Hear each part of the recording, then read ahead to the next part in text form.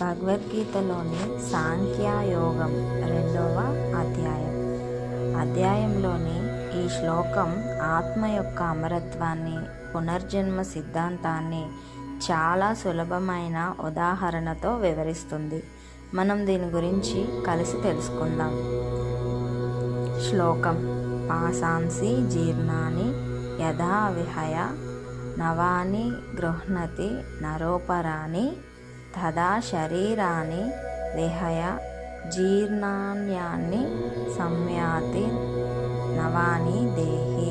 మనుషులను పాతబడిన వస్త్రాలను వదిలివేసి కొత్త వస్త్రాలను ఎలాగైతే ధరిస్తాడో అలాగే ఆత్మ కూడా ముసలితనంలో కృషించిన లేదా పాతబడిన శరీరాన్ని వదిలి మరో కొత్త శరీరాన్ని పొందుతుంది.